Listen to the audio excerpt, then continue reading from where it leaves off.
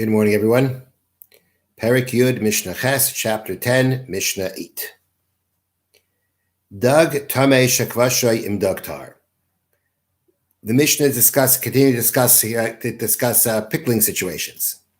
So you've got Dag Tamei, a non-kosher fish that was pickled together with a kosher fish. The discussion of the Mishnah is going to be the brine that is produced from these two fishes together. Is the brine going to be kosher or is it not going to be kosher? There is no discussion here about the transfer of taste from the non-kosher fish to the kosher fish. That's not the discussion here. The discussion here is the brine. How do we look at this brine? Is it kosher? Is it not kosher? So the Mishnah says like this. Kol garav, any barrel, shumachzik sasayim, that holds two sa'as. A sa'a is a volume, a measurement of volume. Any barrel that holds two sa'a, im yesh by mishkal asara zuz b'Yehuda. If it has the weight of 10 zuz in Judea, shen chamash slayim begalil, which is 5 slayim in the Galilee, dak tamei of non-kosher fish, tzirei aser, its brine is forbidden. Now, we are dealing here with volume, and we're dealing here with weight. So if we're talking about a barrel that holds 2 sa'ah, okay, and you have what the Mishnah says, a weight of 10 zuz. Zuz is a coin, but it's metal. It's actually copper. And we're talking about here the weight of 10 zuz. If you have here the weight of 10 zuz, of these 10 types of coins, 10 zuz in Judea, which are 5 slayim in the Galilee, we'll explain what the Mishnah is doing there, of non-kosher fish, the brine is forbidden. What the Mishnah is saying like this, as the Rambam, as Maimonides in his commentary explains, if this barrel is holding the brine that was produced from 10 zuz of non-kosher fish, then the brine is forbidden, because then we are not able to nullify the non-kosher brine and the kosher brine. That's the discussion here. The discussion here is we have a mixture of kosher brine and not kosher brine together. There is a concept, as we discussed, called bittul, when you nullify it. When you nullify the non-kosher and the kosher, if the kosher has enough to nullify the non-kosher, then we say the non-kosher, it's like it doesn't exist, and the whole thing is kosher. So here the question is, what does it take to be, what's going to be the ratio, what's going to be the amount to be able to figure out if the kosher brine, meaning the brine that comes from the kosher fish, can nullify the non-kosher fish? And the answer is, just the way the Mishnah says it is that if we're talking about a barrel that holds 2 sa'ah, and this brine was produced from non-kosher fish that weigh 10 zuz in Judea, then that means that the amount of brine that I have will not be able to be nullified, and therefore the whole barrel will be forbidden. That's if I have that. If I have less than that, then it will be nullified. Okay, so that's what we're saying. If you've got 10, you got the weight. If enough fish was in, if the fish that was in this saltwater solution that made the brine weighed at least 10 zuz, then the brine is forbidden. Once it's less than that, it's not forbidden anymore because it's going to become nullified. Now, the first thing I'm just going to explain is the part of the Mishnah that says 10 zuz in Judea that are 5 slayim in the Galil. Judea, Yehuda, and the Galil, Judea and the Galilee were 2 separate sections of Israel. The currency in Yehuda, let me read it to you here. The weights of the Galilee were half those of Judea. That's the way it was. The weights of the Galilee were 1/2 those of Judea. Thus, 1 Judean zuz coin equaled 2 Galilean zuz coins. It follows then that 10 Judean zuzim equaled 20 Galilean zuzim, or 5 Galilean selahs. A selah equals 4 zuzim. For whatever reason, why it transfers it into the selah coin, But the point is that the weight of 10 zuz in Judea is 20 zuz in the Galilee, which equals 5 sloyim because there are 4 zuz per salah. The Mishnah decided to, again, to tell us both weights for both areas.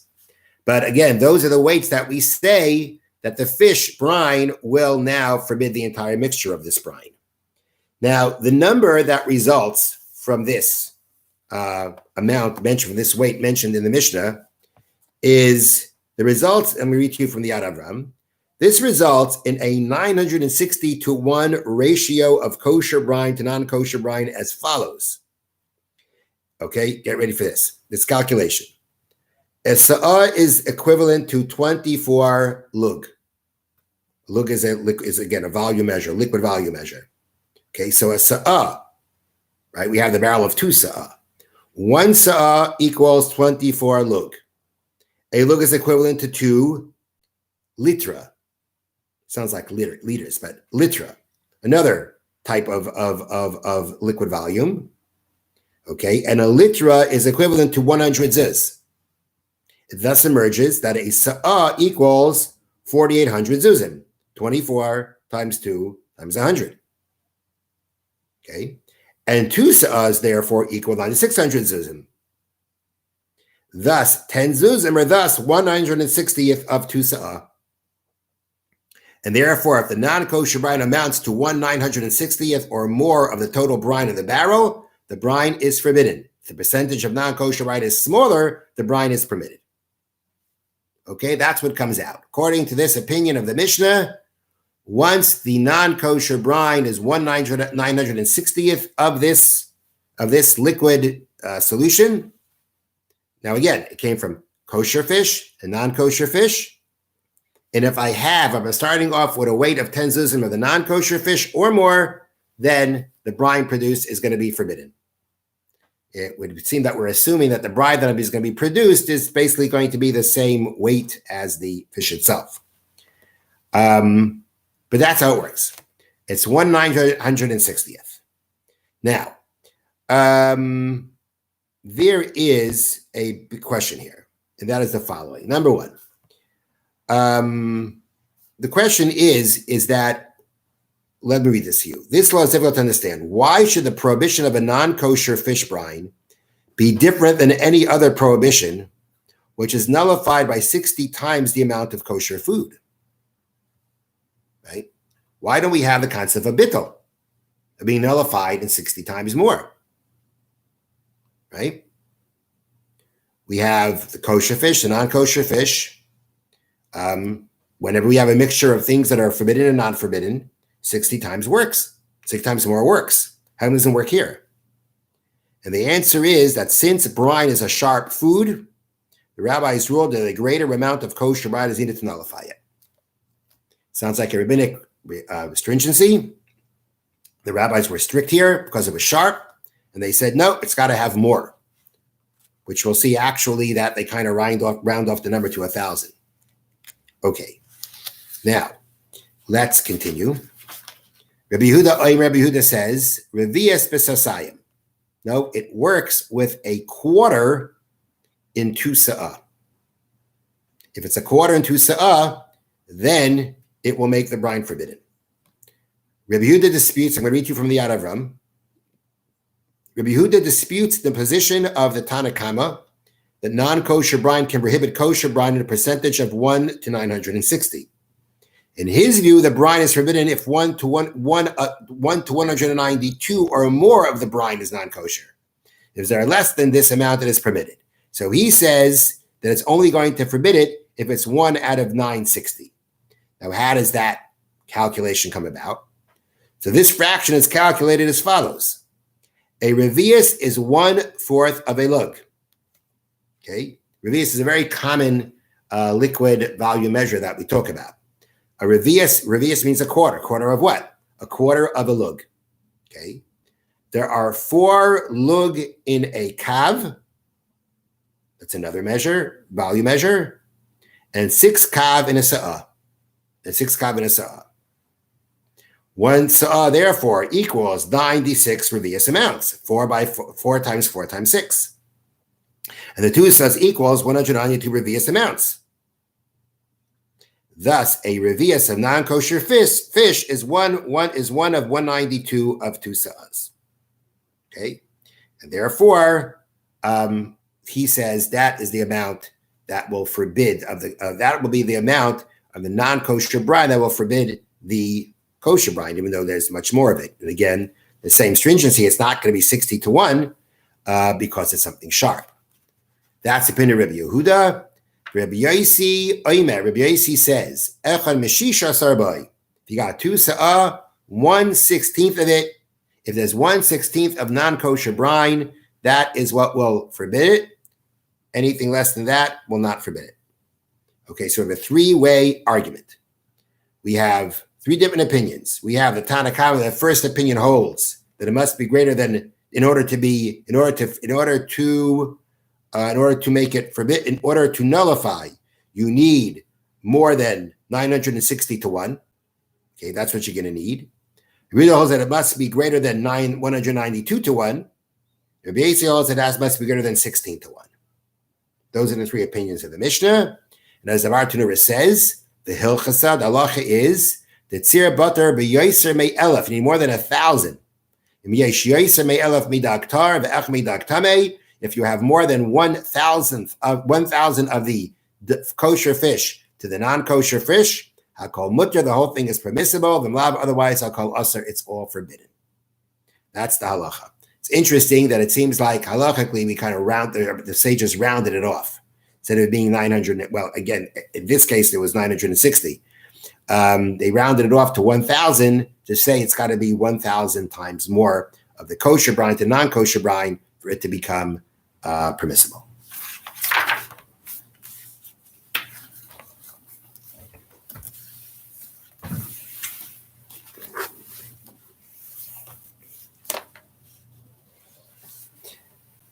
Next, the mitzvah that we're doing today, a prohibition, not to destroy a fruit-bearing tree when setting siege to a city. When you lay siege to a city, and you're building the siege, you're building the, I forgot what it's called, kind of like building the fortress around.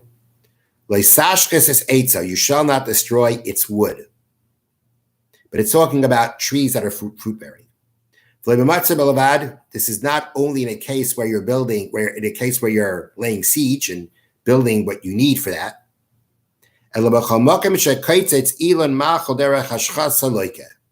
Anywhere where you cut down a fruit tree in a manner that's considered destructive, you would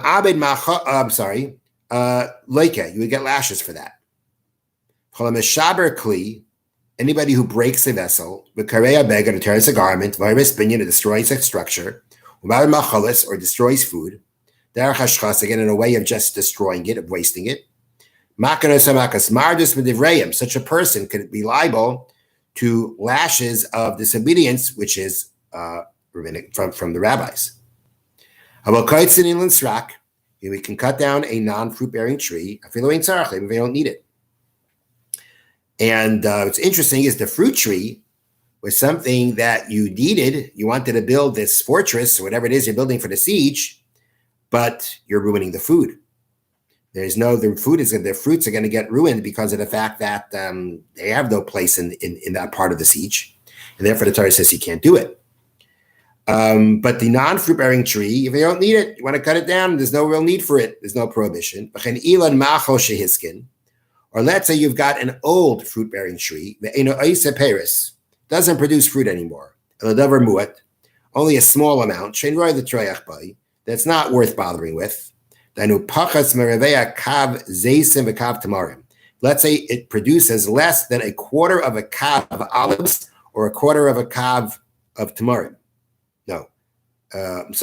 Which would be less than a quarter of a kav of olives or less than a kav of tamarim. Then already it's like a non-fruit bearing tree. So too, you'd be able to cut down a fruit tree. And let's say it's ruining other trees.